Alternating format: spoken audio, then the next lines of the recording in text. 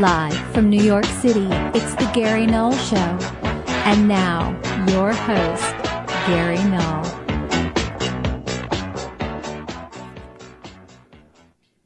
Hi everyone, I'm Gary Null. Today we're going to look at how to have a healthier heart and a healthier gut. And we're also going to have a guest in the second part of our program. In fact, I'm going to give that guest more time than normal because she's in Iran or just returned. She has a lot to share about the country and its culture and history. And in preparation for today's program, I not only reviewed the history under the Shah, who was our puppet and ally, and what happened then, but what happened under Mossadegh, who was the democratic elected prime minister, who wanted to nationalize the oil, British petroleum oil. And then basics. What is their culture like? What's it like to live in Iran today? We know it's a theocracy, but it also has a government. How much rights, freedoms do people have or not? So I spend hours reviewing history of it. So it'll be interesting to see if what I've read and watched aligns with Medea Benjamin. Medea Benjamin founded Co-Pink, a feminist anti-war movement group that does a lot of good. She'll be the guest. We'll also have a few short clips to share with you, some audio clips, and including a 70-second clip about 7 truths about immigration. Then how our government wastes our money with no accountability and no one ever held responsible for our money. And then how the United States actually threatened Ecuador over breastfeeding. We're opposed to it as official policy, and they are not. Sounds stupid, is stupid, but we want to review it because that's what's coming out of the Senate and White House. If you haven't written these 2 numbers down, please do, because the 1 number is where you can listen to this program over any listening device, from a hardline telephone, a cell phone, a computer, a laptop, every day, Monday to Friday, noon to 1 Eastern Standard Time. 424-203-8046. That's 424-203-8046. But about 98% of the people who listen download over the archives in the evening.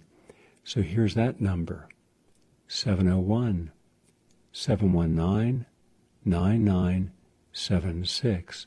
701-719-9976. We always begin with the latest on health and healing, and this is from San Francisco State University. They wanted to take a look at our gut microbiome, which is the bacteria in our gut, and if it's related to cardiovascular fitness. Well, it turns out that exercise can do more than slim down your waistline and boost your heart health. It might also make what's inside your gut healthier. That's right. In its first of its kind study, just published in the International Journal of Sports Nutrition and Exercise Metabolism, they found that when you're exercising, there's a relationship going on every second between your gut and your heart. That's very important. And it means that if good exercise, good heart, good food, good bacteria, exercise and eat good food, good bacteria, and good heart. So if you want the best cardiovascular fitness and you want the best bacteria, then just do the 2 together. Eat healthy and exercise. It's that simple, not complicated. Now, my family came from 2 places. One was from the border between Germany and France, the Huguenots. They came as Quakers. That's my background.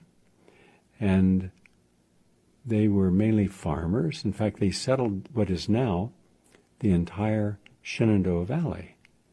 And they also became engineers. And they were quiet, peaceful people.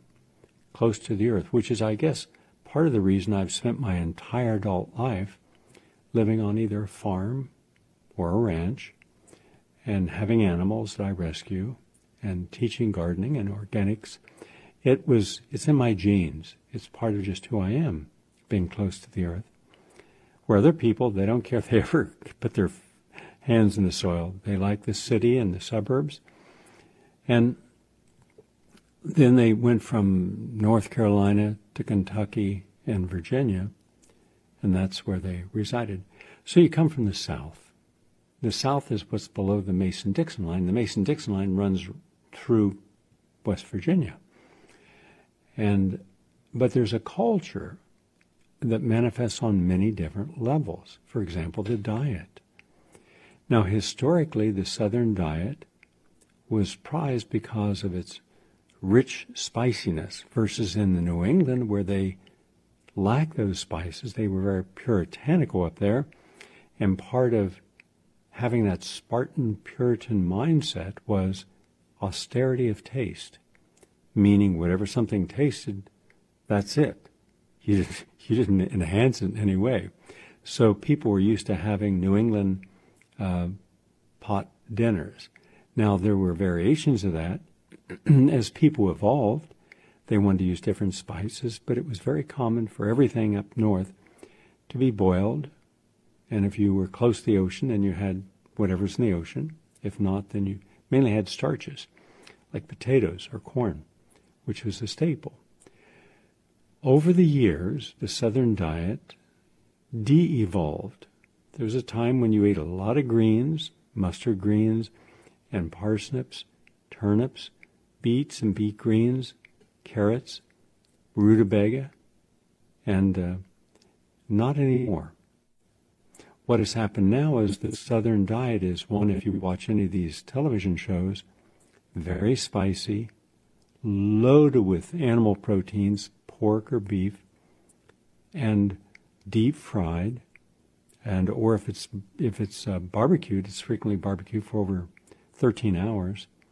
And they even have contests, and you would be amazed how many people show up at these state fairs and go to these contests where the most sickening food you've ever seen in your life, they just gobble it down.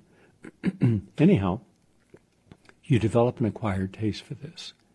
Now, if you're eating this from childhood on, then that's going to be what you crave, what you want.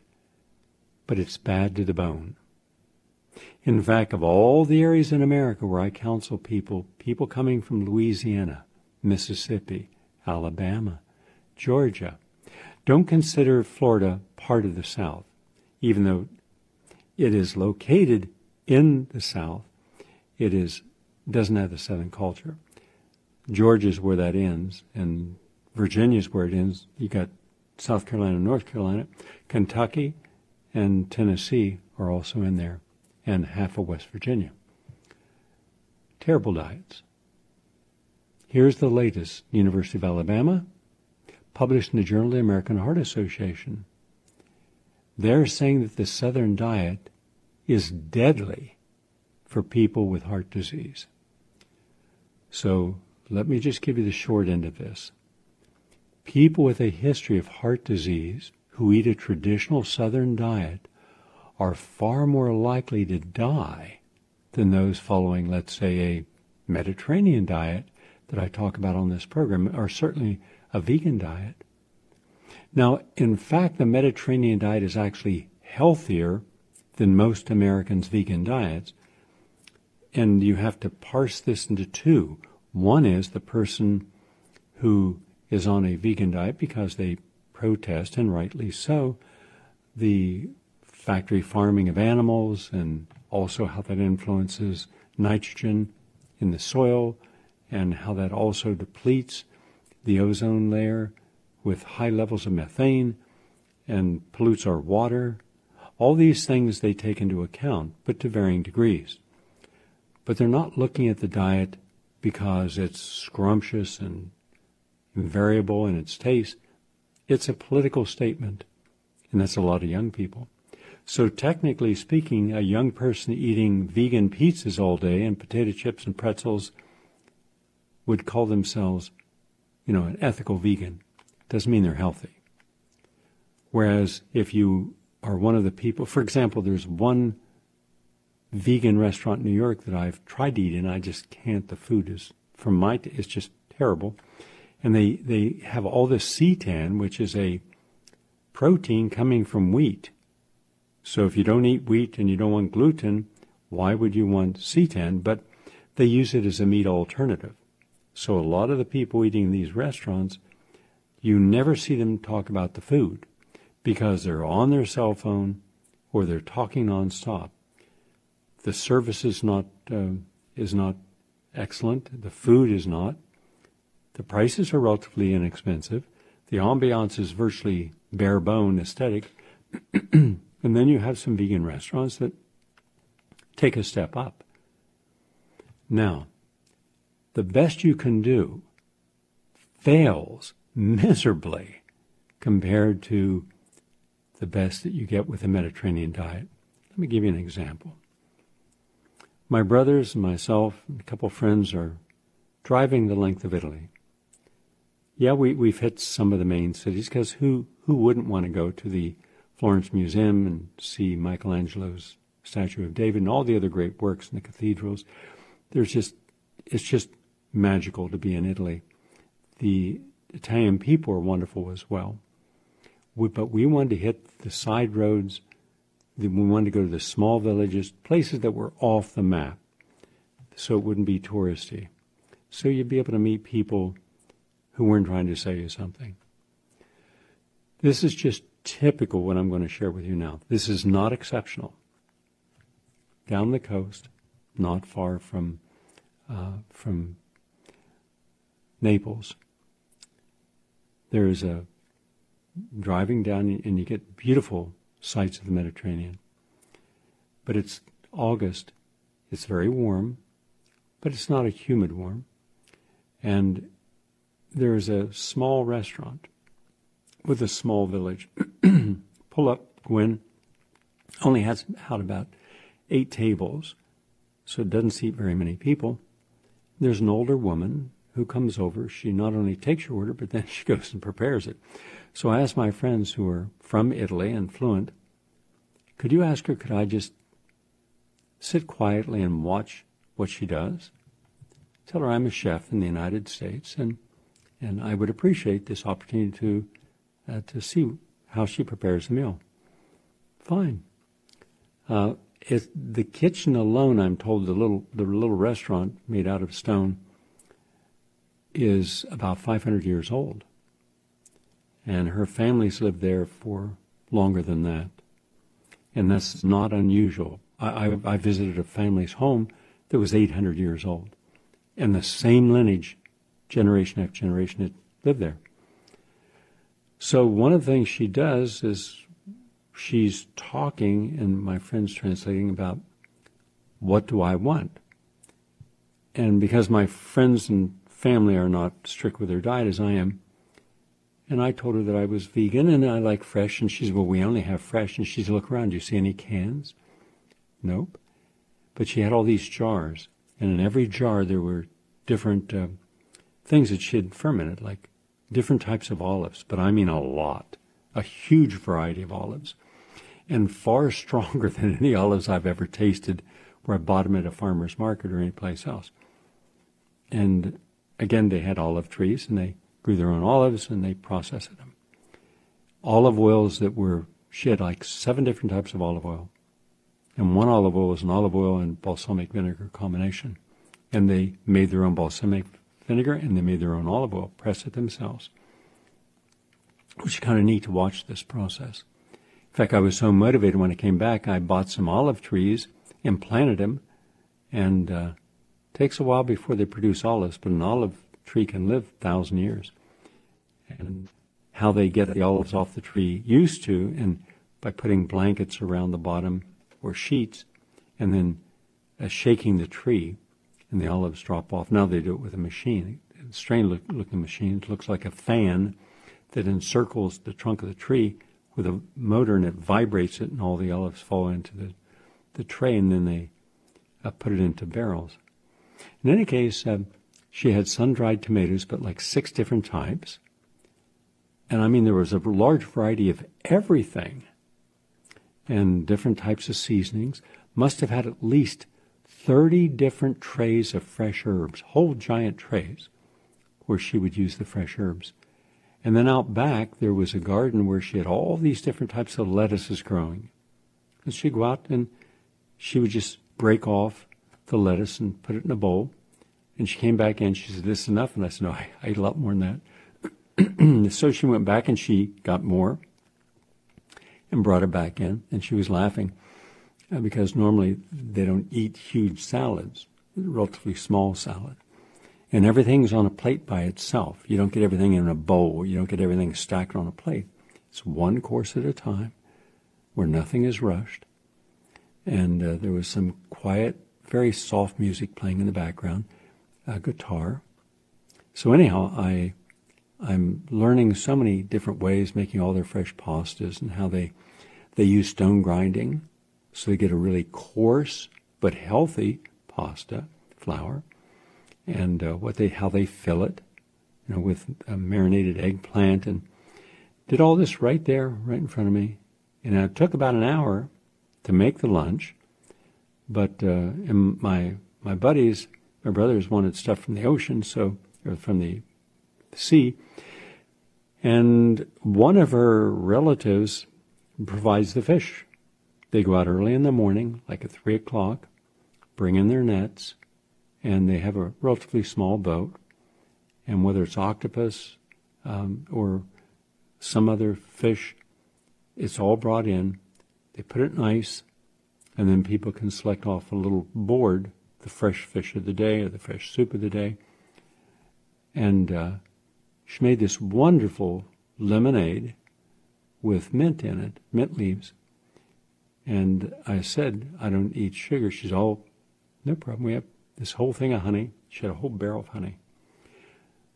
So when you sit at a table and you're fed so many variety of foods in small plates, nothing big, like it would be like a cup of beans, a cup of soup, but you might have 10 of those, 10 different things, like the antipasta, and you fill up. In fact, there were more things offered than I could eat. And but I saw how fresh it was, the variety, the time, the love that was put into it. And she just smiled. Just a wonderful human being who knew the purpose of her life and bringing some joy and happiness and great taste to other people. Now when we went back into Rome or Venice, and went to their restaurants, and I wanted to go to a typical restaurant, then I wanted to go to the best restaurant. I wanted to see what was the difference. And there's the interesting part is the average tourist goes to the typical restaurant. So they pretty much all have the same type of pastas and sauces. It's rather standardized. But you go to the gourmet restaurants, everything is custom done, and everything is fresh. And they pride themselves, the chief chef or the manager or the owner, going to the market each day and selecting everything that moment. Just like in New York, I filmed David Bouley, America's greatest chef. Those who know great dining know David and the uniqueness of his capacity to make a dish dance. And that's what he does. But I was there when he went to the farmer's market, and there was a stall that you would normally not pay attention to because it just looked like some overgrown weeds from the outside. No special decoration. But inside were over 120 different herbs. So he would go in, he'd break off a leaf and he would smell it. He'd say, "Smell this, Gary," and he'd try it. And then he'd order, 2 pallets of this, or not pallets, but two large containers of this. And that's what he had that day. And he does this every day and gets his herbs. And then he had things growing also. Now he's growing a whole, in his new restaurant, which is, I don't believe it's going to be open for another year. He has a whole wall. It's a wall of food, that microgreens and sprouts and lettuces, etc., tomatoes, that's what people will get that goes into their dishes. Really a fun concept. And I'll go down and try out his place when it opens. In any case, the gourmet restaurants were not expensive, and the meals were spectacular, and no one rushed anything. And that was the main meal of the day. Then they had a smaller meal in the evening, generally later in the evening. And then the whole country closes down for like 3 hours because they've had their meal, time to rest, and everything will come back up again later. Now that is the Mediterranean cuisine. I found that in Spain. I found that in France. You'll find it in Portugal. I did not find that in Germany. And I've never found a good place to eat in England, in Ireland, or Scotland, though I'm sure it exists. I haven't gotten there. On my 40 different trips over there, I've tried just about everything, but you don't go to England because you want a phenomenal meal. You go for other phenomenal reasons. But the food, if you ever have a chance, or put it on your list, go and spend a week enjoying the great cuisines throughout the country. And sometimes it's the smallest of villages in what you would consider, not an extravagant meal, very humble meal, but it's spectacular. Beats anything I've ever seen in the United States. So that's the difference between helping your heart with a southern diet where you actually kill yourself. The highest degree of heart disease, obesity, diabetes is in your southern states. Louisiana is the top of the list. Then Alabama, West Virginia. Let's see, the top 5. I think you also have Mississippi.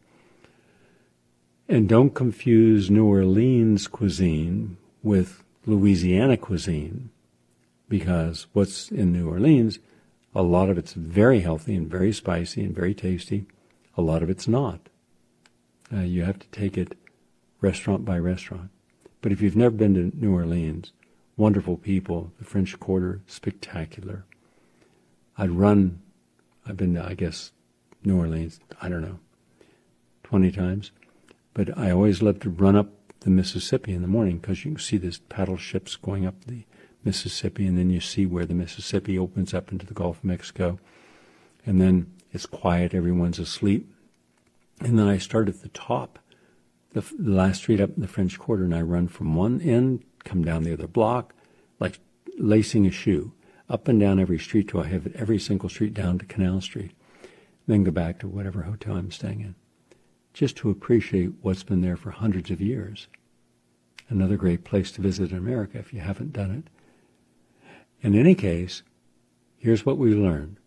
All those sugar-sweetened beverages, all that fried food and the processed meats, those saturated fats, that kills you. And this study shows it. But go on a Mediterranean diet, and your heart's going to be really happy you did. In fact, the University of East Anglia, which is in the United Kingdom, did a study, and they found that eating a Mediterranean-type diet could reduce bone loss in people with osteoporosis. In fact, the findings published today show that sticking to a diet rich in fruits and vegetables and nuts and unrefined cereals and olive oil can reduce hip bone loss within just 12 months. That's terrific. So one more reason to switch over to a Mediterranean or plant-based diet. Not the easiest thing when we consider how addicted we are to a specific taste. And from the Environmental Working Group, just your regular conventional apple is drenched with a toxic chemical to keep them looking fresh. One reason to get organic apples. Because the non-organic apples hold a lot of pesticides.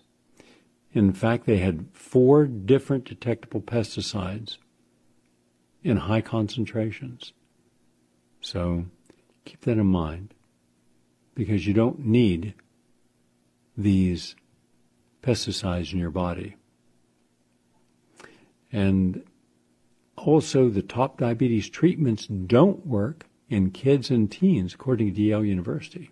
So taking insulin, or the most commonly used drug for type 2 diabetes, metformin, failed to either delay or effectively treat the condition in youth, according to the new study. And the study is called the Restoring Insulin Secretion Pediatric Medication Study, and that's what they found. Once again, medicine goes off, spends years having people do something, and then finds out it doesn't work.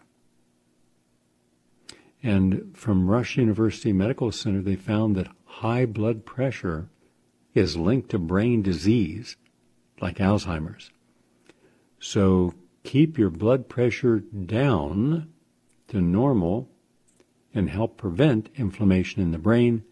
This is according to the journal Neurology, Journal of the American Academy of Neurology. I'm Gary Null. That's the latest on health and healing. We're 26 minutes into our program, and we're going to take a break. And when we come back from the break, we're going to go directly to the U.S. threatening Ecuador over breastfeeding.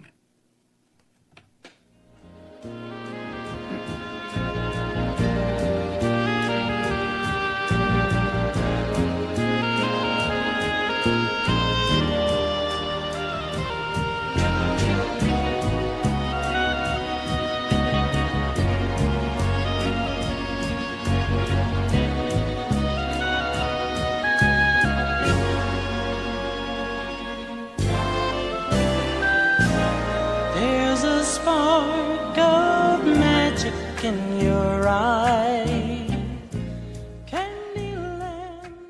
or has ever been a baby.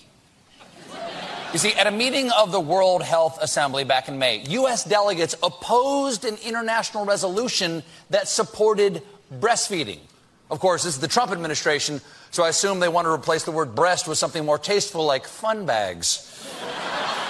The proposal encouraged WHO nations to protect, promote, and support breastfeeding, but American officials sought to water down the resolution. Important warning, never water down your breast milk resolution.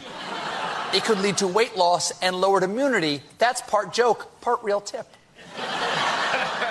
The resolution was going to be introduced. Yeah. We aim to educate.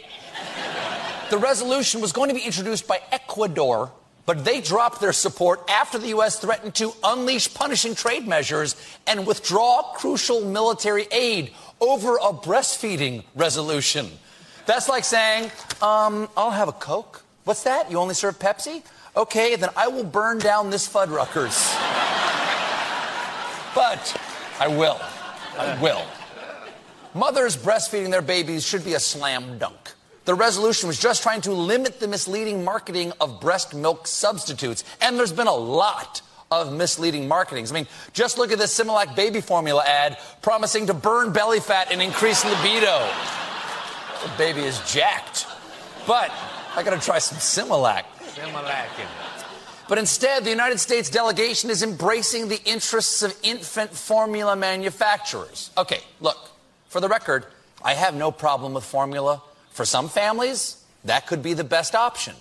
But if you don't want your product to sound sinister, maybe don't call it the formula.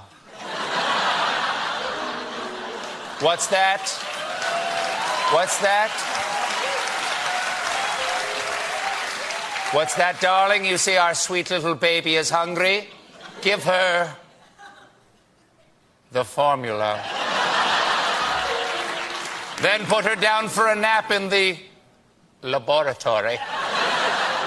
If she's still fussy afterwards, we'll hear it on the monitor and calm her down with more formula. Okay, but this is actually real. They actually did this. Well, this is at a time when they have aligned themselves with formula manufacturers, just like the EPA aligned themselves with fossil fuel polluters, and now are denigrating the healthiest thing that a mother can do for the baby is breastfeed. For her immune system, for bone strength, for brain development, for natural creation of antibiotics bodies, because every time a mother kisses the baby, she is picking up the saliva of the baby, and in the mother's own body is creating antibodies that she then puts back through the milk. So every time that the baby is suckling, she is getting, or he is getting, natural antibody that is strengthening and developing the natural immune system. And yet Trump and the morons in that administration are saying, don't you dare suggest something as like breastfeeding. Just stupid to the bone. How do you deal with that kind of stupid? Realize that there's 104 million of us independents and progressives. We need to form multiple parties and hit on these issues to get these clowns out of office. Now let's hear in 70 seconds 7 truths about immigration that you won't hear in the mainstream media. Here are 7 truths about immigration in under 70 seconds. Number 1, a record high of 75% of Americans now say immigration is a good thing for the country. Number 2, America needs more immigrants, not fewer, because our population is rapidly aging. Number 3, historically, new immigrants have contributed more to society in taxes than they've taken from society in terms of public assistance. Number 4, most immigrants don't take jobs away from native-born Americans. To the contrary, their spending creates more jobs. Number 5, Trump's claim that undocumented immigrants generate more crime is dead wrong. Both legal and undocumented immigrants are significantly less likely to commit crimes than people born in the United States. Number 6, violent crime rates in America are actually at historic lows, with the homicide rate back to its level from the early 1960s. Number 7, illegal border crossings have been declining since 2014, long before Trump's crackdown. There's no surge in illegal immigration. Please spread the truth.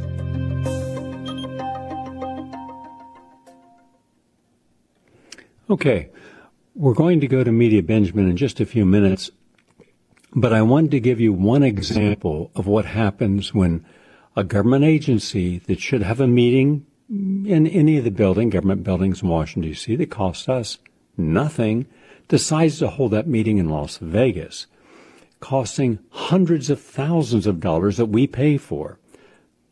Why? And this is just one example of hundreds of thousands of examples that occur where our money, instead of being used to help we the people, to help all the different needs that we have, from universal health care to de-ghettoizing America, instead is used by these bureaucrats, and no one's held accountable. So one legislator looked into this, saw what they did in just one single example, and he's going to share just a few minutes of that to show you what's going on that we never hear about. Frustration with government. They are absolutely convinced that we spend their money differently from the way that we would spend our own, and they are exactly correct. The rest of America cannot comprehend of a $44 breakfast. They are pouring generic brand cereal while you are eating a $44 breakfast. The rest of America would never conceive of a $7 Monte Cristo mini sandwich. And neither would you if you were spending your own money. You don't go out of your pocket and buy commemorative coins. I don't know anyone who does that. But we don't hesitate to spend taxpayer money on a trinket like that. Giving bicycles to indigent children is a wonderful idea. I hate that you robbed yourself of the satisfaction of knowing what it feels like to do it yourself instead of spending someone else's money to do it. The ostensible purpose of this hearing was to exchange ideas. You know, Alexander Graham Bell has this marvelous invention called a telephone. Or better yet, video conferencing. The notion that you have to spend $800,000 to exchange ideas is laughable and perhaps criminal. And the part that galls me the most is the hypocrisy of GSA not even following its own damn rules. You are so quick to make everyone else follow the rules, and you can't follow your own rules. You have an event planner on staff.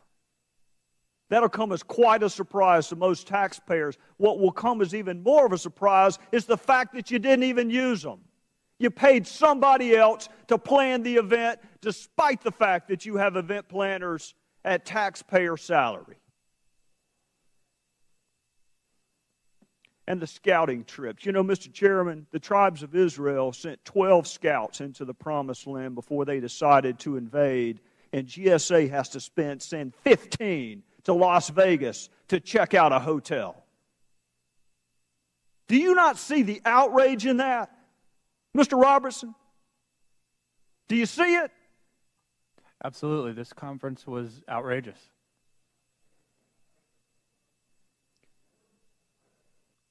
Well, I'm not going to be as self-congratulatory as some other people are. I think the fact that we're having a hearing is a loss.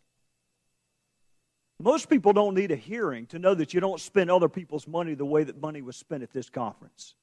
We don't need a list of recommendations from the Inspector General. We don't need to be reminded that you can't negotiate a discount on a purse because the U.S. government decided to contract with a hotel. That is criminal. And a mind reader?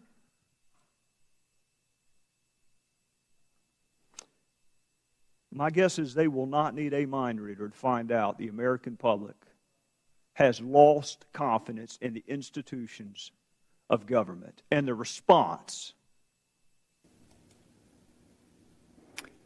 Could you imagine? Now just think what he said. They could have done a conference call. They could have done a video conferencing at no cost. They had an event planner in their agency, and yet they spent money, $800,000, including sending 15 separate people out to inspect the hotel in Las Vegas. These are the games they play with our money, and that's simply, in my opinion, unacceptable.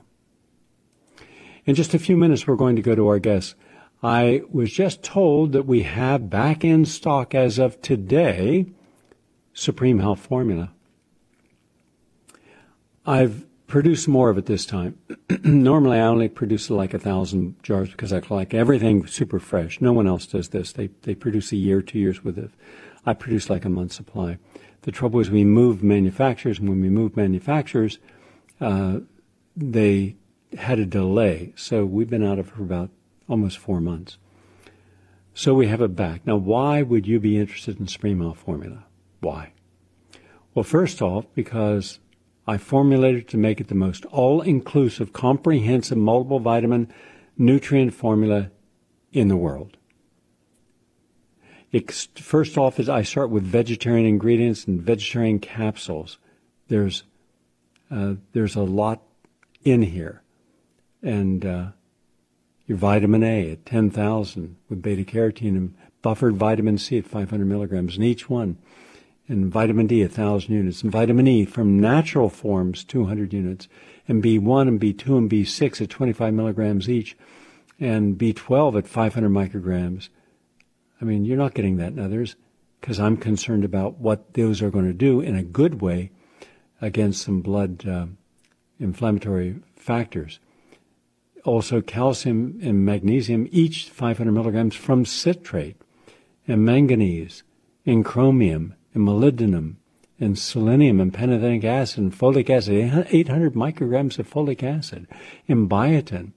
And then the superstars. Yeah, I've got vitamin K and iron and zinc and boron and iodine and copper and potassium and paramminium benzoic acid.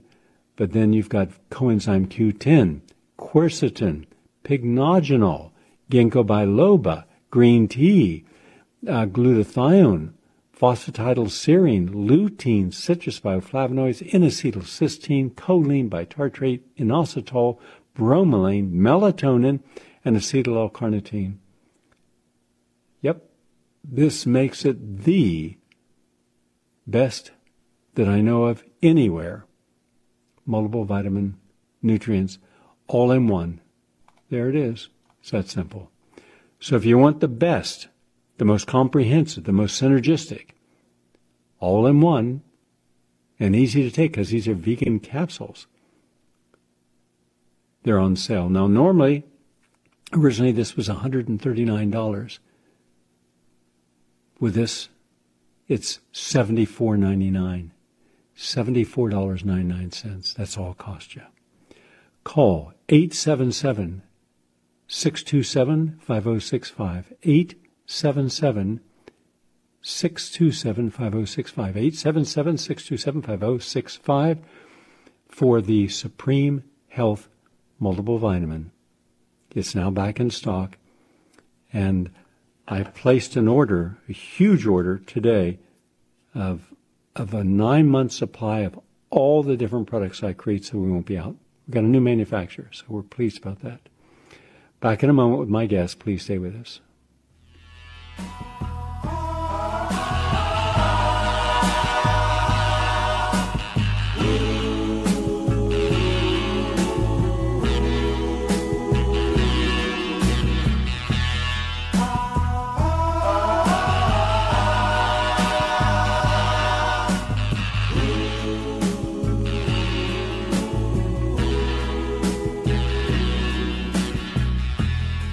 One month ago today, I was happy as a lark. But now I go for walks, to the movies, maybe to the park. I have a seat on the... Let's now go to my guest and say hello to her. She is Medea Benjamin, and I gave the bio on her earlier in the program. Nice to have you with us today, Medea. Hey, Gary. Nice to be on the show. After reviewing your work, one take-home message I found is that Iran is perhaps one of the most complex governments and societies on the planet, and at the same time full of contradictions between its theocratic body, ruled by its supreme leader, now held by the Ayatollah Khamenei, and its secondary parliament, democratic structure, with its elected president, Hassan Rouhani. And I'd like you to share with what life in Iran is like today, the role of women, the level of education, work, and equality.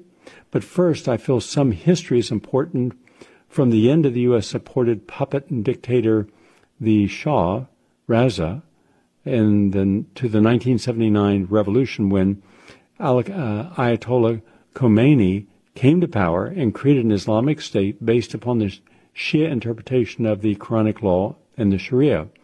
So please start the revolutionary period with an emphasis on the relationships between Iran, the United States, and its allies before and after this transition of power, and in what ways did this set the stage for the animosities that still exist today between Iran, the United States, and Israel?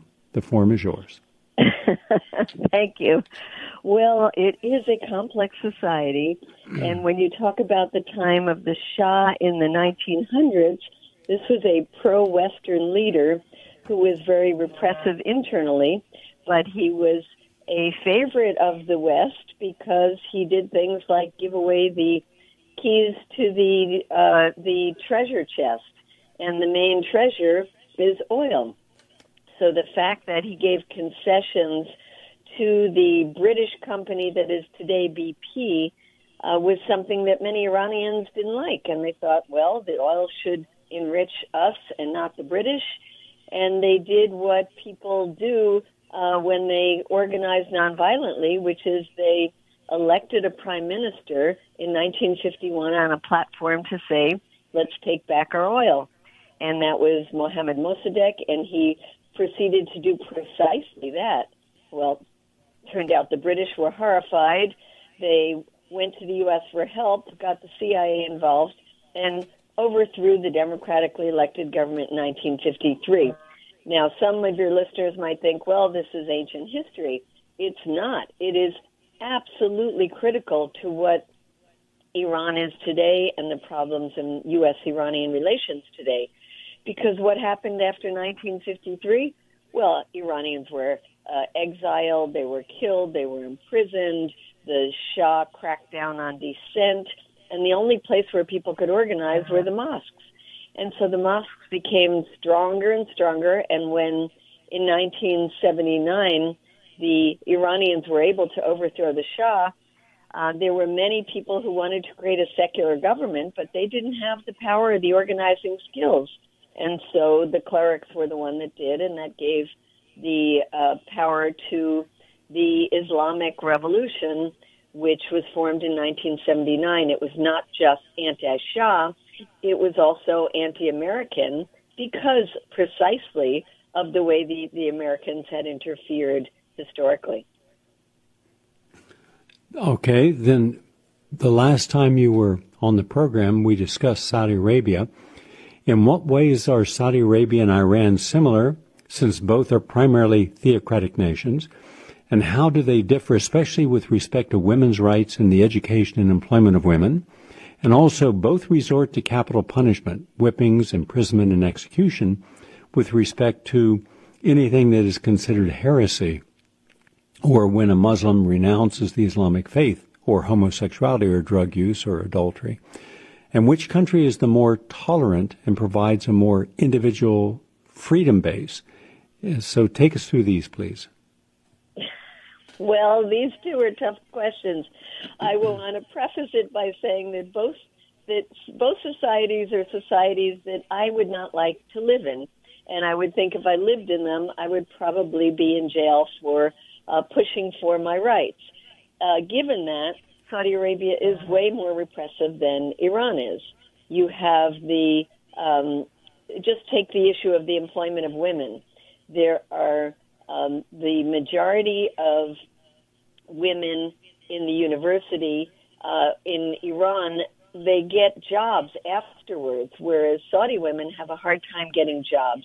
They're only maybe 20% of the employed, whereas they are well employed in Iran and in all aspects of society.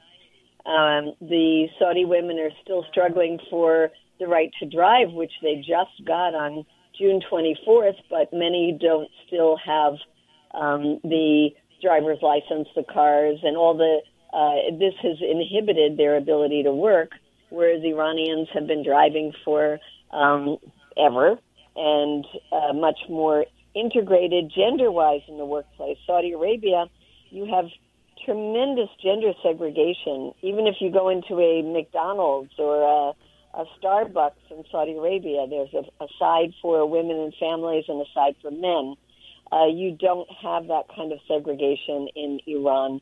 So Iran is much more liberal, much more, women have more rights in Iran, but there are still restrictions. And in general, you also asked about the use of the death penalty.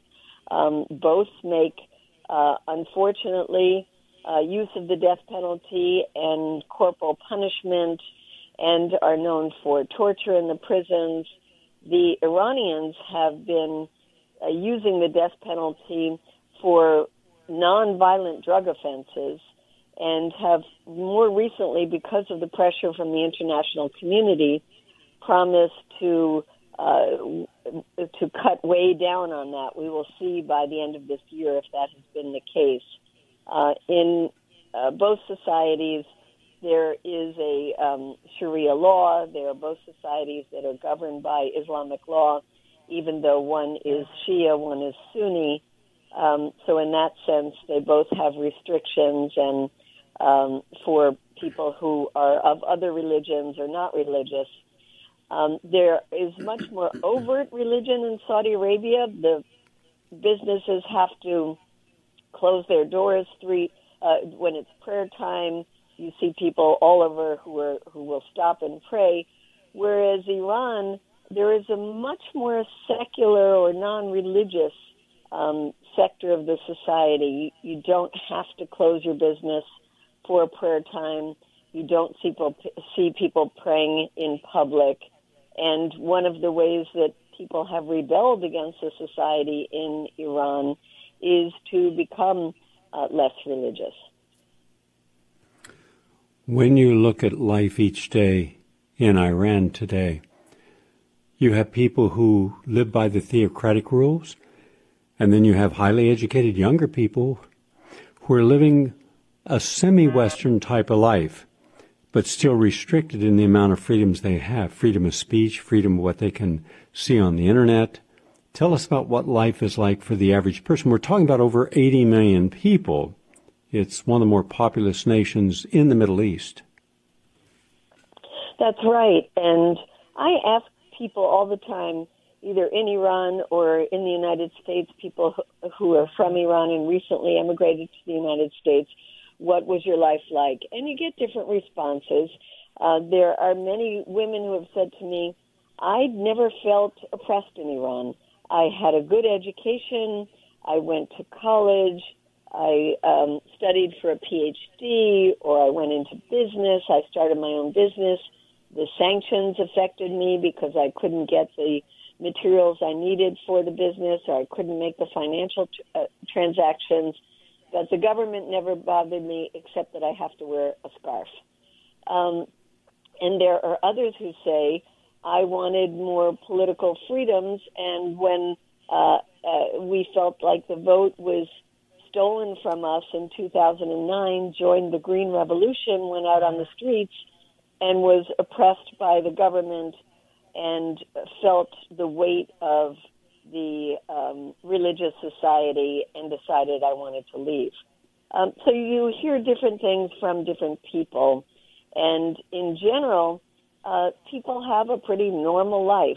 Their ideals, their goals, their aspirations are not all that different from those of people in this society. And it's only when they come into, they start getting involved to create more freedoms. For example, women wanting to be able to go into the sports stadiums to watch the teams. That has not been legal until recently.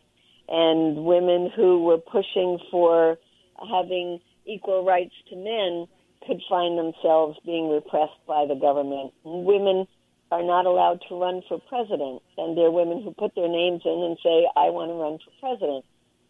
So it's really, if you're going to get involved to try to make this society more free, you come up against the hard line of the government that might crack down on you and make your life difficult.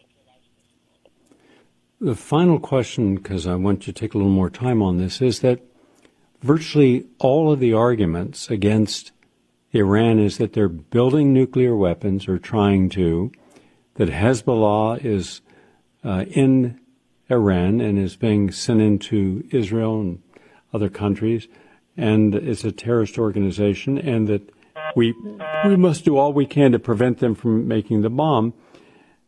Then there's the truth. Tell us what you know about this.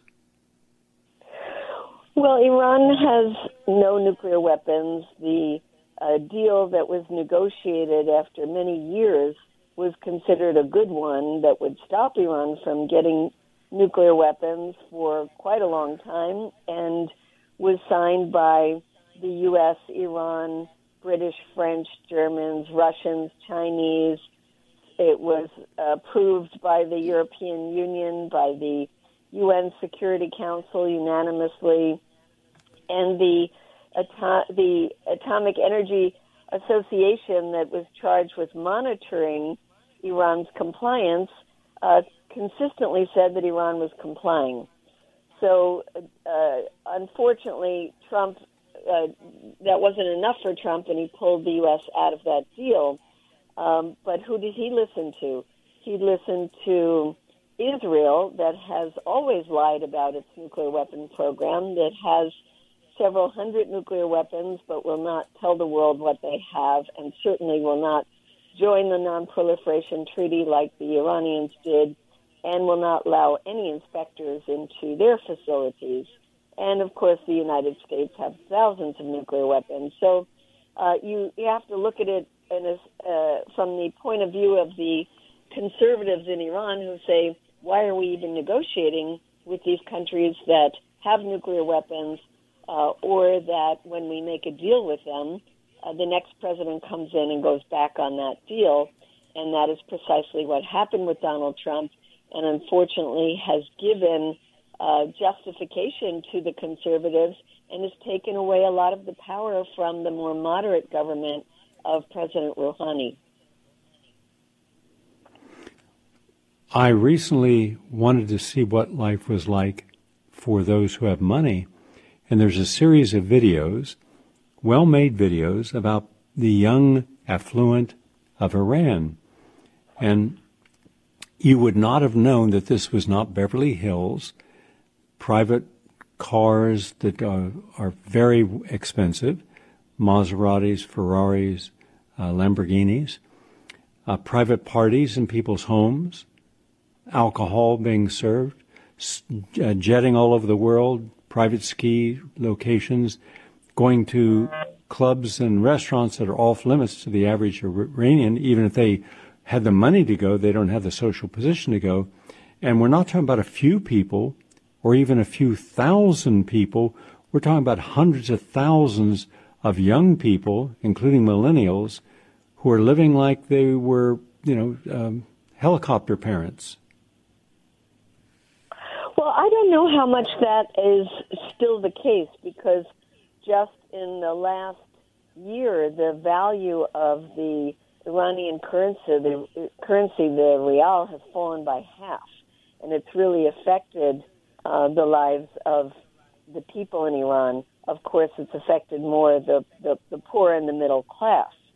The elite in Iran are oftentimes connected to the government, and that's one of the really negative effects of sanctions, Gary, because it's ironic that the U.S. places these very, very onerous sanctions on Iran to get at the government, but really what it does is make the Iranian civilians more dependent on the government, and it makes it reinforces the more corrupt elements of the Iranian society, the ones who can find ways around the black market, who can profit from the lack of competition, and so you see more disparities, whereas I think if the sanctions were lifted, Iran would go back to having a much more thriving and large middle class.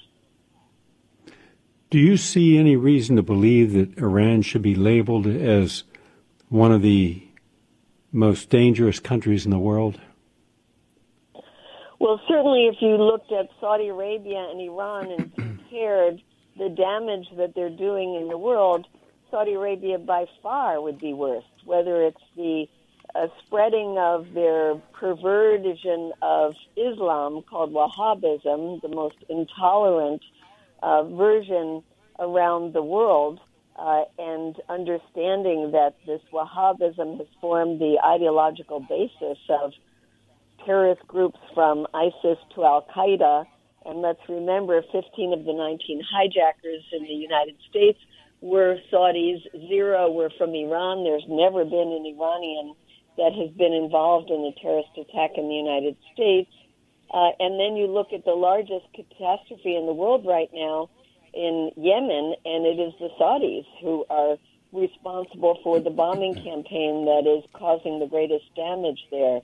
Yes, you can fault Iran for being involved in backing the Assad regime in Syria, and certainly Iran has been supporting Shia militias in Iraq, who over the years have been involved in activities like ethnic cleansing of Sunni neighborhoods.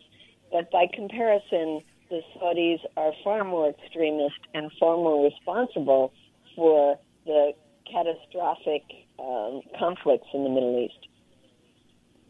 I appreciate you coming on and sharing these insights. And your new book is Inside Iran, The Real History and Politics of the Islamic Republic of Iran. And the website is codepink4peace.com. codepink.org. Thank you for being with us today, You don't Medea. need the 4Ps, Gary. It's just codepink.org. And thank you so much for having me on. All right. Medea Benjamin.